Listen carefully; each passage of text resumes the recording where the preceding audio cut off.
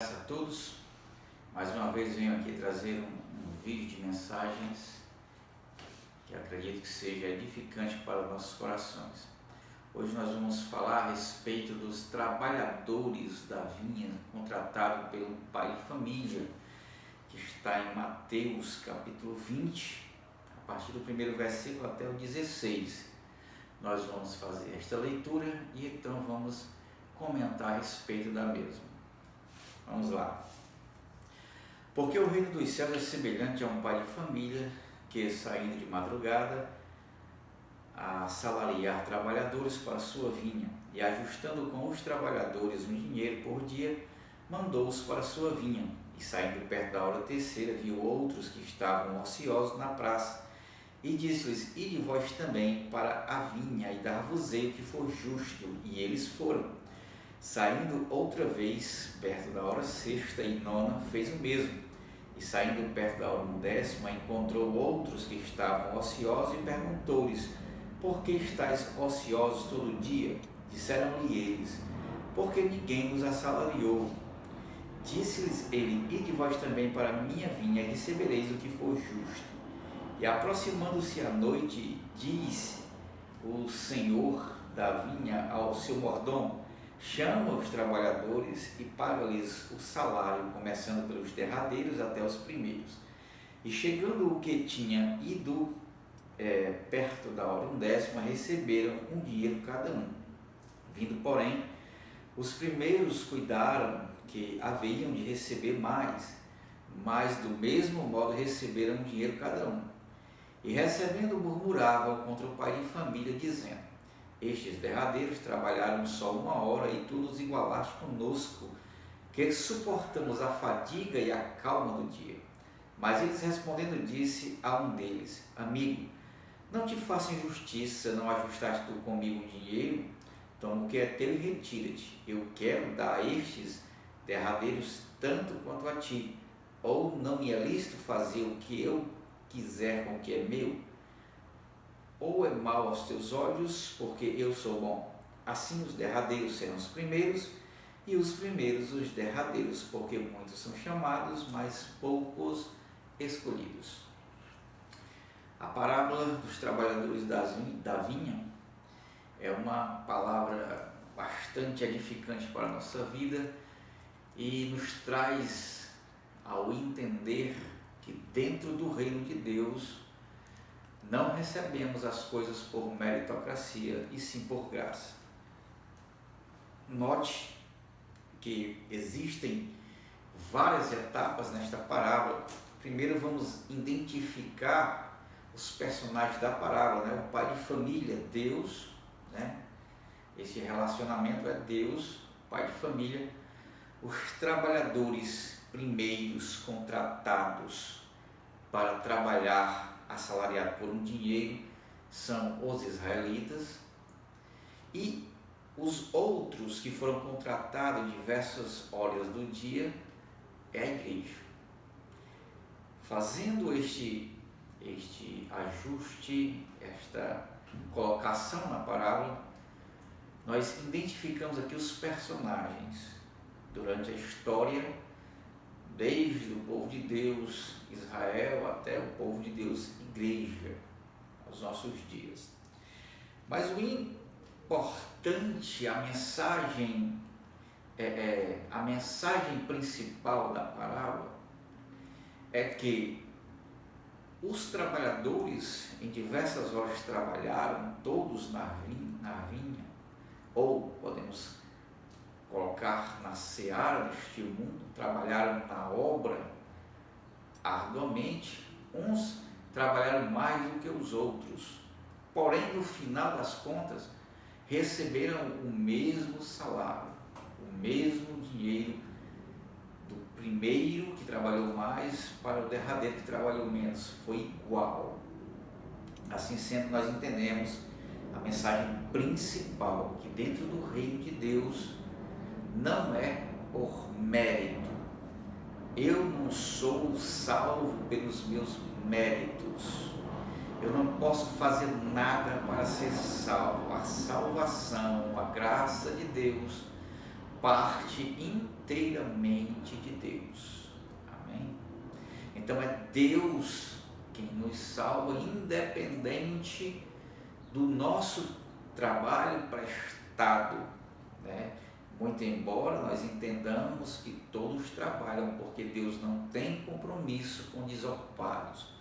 Todos que estavam ali trabalhando, os que estavam ociosos, Deus os chamou ao trabalho, para trabalhar na vinha, porque adorar a Deus está vinculado a serviço, a adoração, a prestar um culto ao Senhor. Então, tudo isso faz parte de trabalho. Então, todos trabalham, mas não é por meritocracia que vão ser salvos, e sim pela graça de Deus, pelo favor imerecível que Deus tem para com a humanidade, né? Então, Deus derramou do seu favor, da sua graça, do seu amor, para nos resgatar de uma condição que não tínhamos como sair.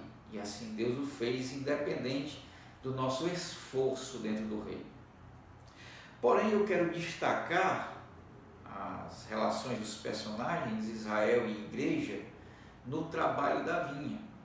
Nós sabemos que quando uma pessoa contrata alguém para trabalhar, ela quer o seu trabalho feito e no tempo determinado ser entregue. Podemos até aqui fazermos uma comparação com o pedreiro contratado. O pai de família vai contratar o pedreiro para edificar uma casa, ele quer a casa entregue no tempo determinado que foi projetado. Porém, o pai de família observa que o pedreiro está assim mais lento, ou está desanimado, não está tendo como concluir, ele vai e contrata outros trabalhadores para que a construção avance e tenha o seu término no tempo perfeito, tá certo? Ou contratado, né? Então, o que eu posso analisar entre Israel e igreja como personagens desta parábola, que todos tiveram durante a história tempos determinados de trabalho e ajudas necessárias aconteceram para que essa construção do reino de Deus pudesse ser totalmente concluída. Porque Deus tem o seu tempo, Deus trabalha no seu tempo, Kairos. Nós, os homens, trabalhando dentro do nosso tempo, é o Cronos. Somos limitados a tempo, espaço e circunstância. Deus é eterno, Deus não tem limitações, não existe tempo de mais ou de menos para Deus. Deus é eterno, então Ele trabalha no Kairos, no seu tempo. Mas nós vemos que há uma agenda para que o povo de Deus cumpra nessa terra, e essa agenda é proclamar o reino de Deus, né? Trazer o favor de Deus a esta terra para que todos os homens ouçam o plano de Deus e assim digam sim ou não para Deus. E nesta parábola nós vemos que Israel foi contratado 6 horas da manhã, onde se contratava os trabalhadores para trabalharem o dia todo.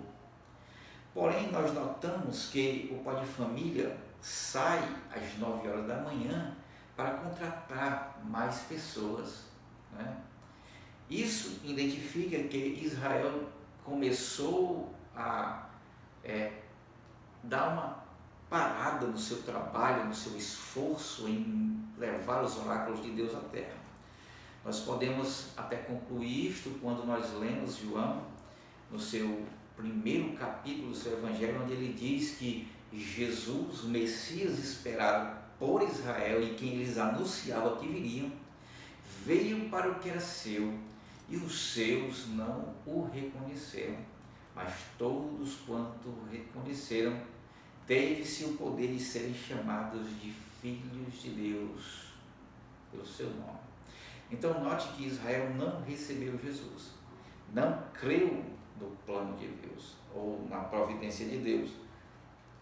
Aí nós vemos que houve ali um contratempo a ponto de Jesus o pai de família ter que se levantar às 9 horas e contratar trabalhadores para que o trabalho não parasse, né? Veja, podemos colocar ou conjecturar estas etapas de contratação da igreja com a história da igreja até os nossos dias. A igreja começa por Jesus Cristo e seus 12 discípulos. Ele disse: olha, Pedro, sobre esta pedra, se referindo a ele, edificareis a minha igreja, e as portas do inferno não prevalecerão contra ela. Jesus é assunto aos céus, fica os discípulos, um é traidor, morre, fica 11. Ali aqueles 11 homens agora são comissionados a fazerem o ID, levar a mensagem de Jesus Cristo, né?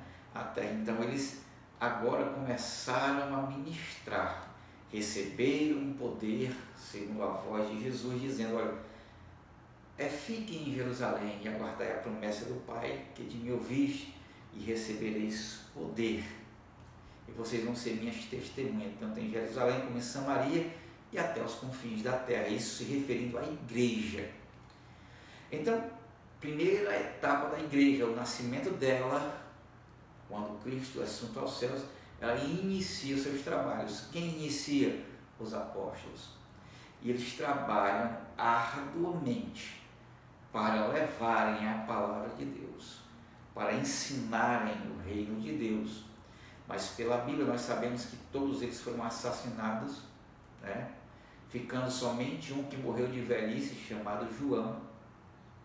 Então este período dos apóstolos passaram com a morte deles. Porém, a igreja não perderia o seu foco nem a sua existência, porque novamente o pai de família se levanta de novo e vai contratar novos trabalhadores. 9 horas eles contratam os apóstolos, logo mais ao meio-dia ele se levanta e vai contratar quem?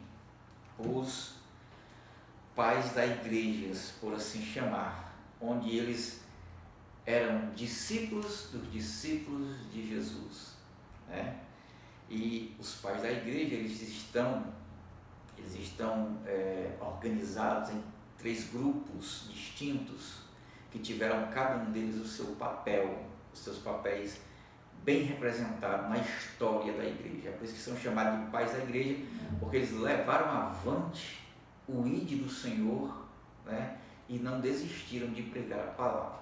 Vejam lá, os discípulos do discípulo, entre Policarpo e Clemente, né, de Roma, e outros, eles continuaram o trabalho dos apóstolos. São chamados pais da igreja apostólicos. Tem também pais da igreja apologistas e os teólogos. Os apostólicos, como já disse Clemente, Policarpo, levaram novamente a mensagem que os discípulos já vinham pregando, com cartas, as epístolas de Paulo, de Pedro, os 4 evangelhos. Assim eles começaram a divulgação da palavra arduamente. E esses discípulos, esses apologistas, iam nas igrejas e fortaleciam a fé, exortavam, né? Exortavam a igreja que vivesse na santidade e não desistissem de viver a palavra de Deus. Foram dando um reforço às igrejas, mas esse povo também foi perseguido, né? E foram assassinados. Entre eles, Clemente e Policarpo também foram assassinados. E veio em seguida uma necessidade, porém a igreja ficou edificada e exortada com relação às Escrituras.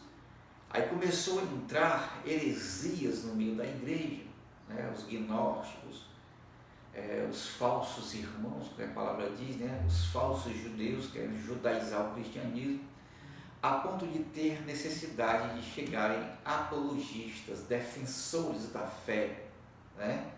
Defensores da fé. E eles vieram para agora colocarem ordem dentro das doutrinas, defender a fé, defender o cristianismo, a mensagem de Cristo dentro da igreja, e não deixar com que as heresias, né, as heresias tomassem de conta dos ensinamentos da palavra.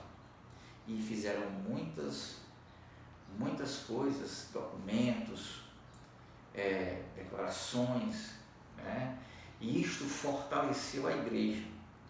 E chegou um período que esse povo também passou, este grupo de apologistas passaram, né? Eles passaram a ponto de ser necessário chegar um terceiro grupo, né? Um terceiro grupo, os pais da igreja, teólogos. Foi necessário chegar na igreja uma equipe de teólogos cristãos para sistematizar o ensino da palavra.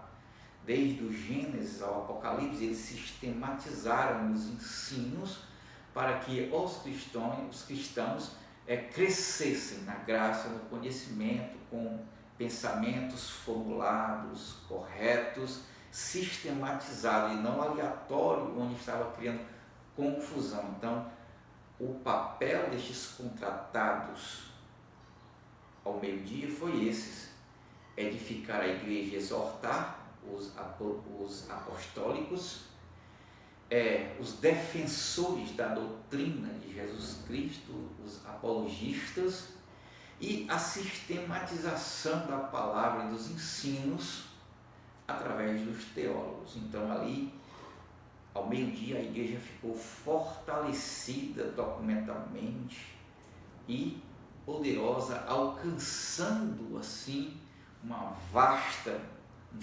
alcance na terra. A palavra de Deus foi propagada, mas também esses teólogos passaram, os pais da igreja passaram a ponto de ter a necessidade do dono da seara se levantar mais uma vez às 3 horas da tarde e contratar mais trabalhadores. São os reformadores da igreja. A igreja agora já estava trabalhando organizadamente, com doutrinas sistematizadas, com suas liturgias religiosas bem colocadas. A igreja já estava com muitos membros trabalhando arduamente no reino. Aí começou a chegar a corrupção dentro da igreja. A igreja começou a ser corrompida por líderes nomeados pelos homens, que ficariam sendo pilares da cristandade, sendo que o pilar principal é Cristo e o centro é a palavra. Começaram agora a corromper a fé cristã, trazendo pessoas a ficarem acima das escrituras, porque estas pessoas agora faziam documentos de tradições, dos rudimentos do seu entendimento, e colocavam dentro da igreja, e aquilo era lei. Ainda que suas tradições fossem reprovadas pelas escrituras, mesmo assim era ensinado dentro da igreja. E o papel deste pessoal que começou a corromper, a fazer a corrupção dentro da igreja, foi fazer com que a palavra se calasse. De que forma?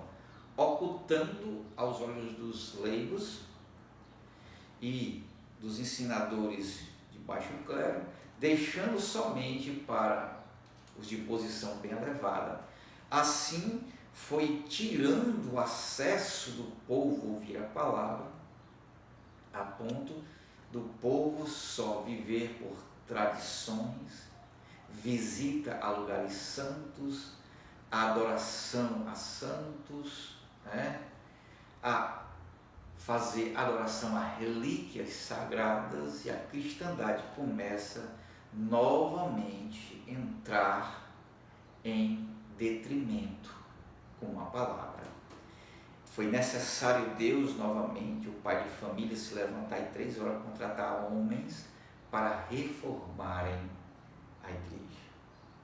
Entre eles estão os precursores da reforma, que sempre quando ministro a esse assunto, eu gosto de trazer à memória, porque embora muitos não considerem estes homens como reformadores, mas eles foram os precursores, foram eles que incendiaram muitos corações para que se voltassem novamente para a palavra que está acima de tudo, até acima da igreja. A palavra é Cristo, Cristo é o cabeça da igreja, sendo assim, as ordens vêm daqui.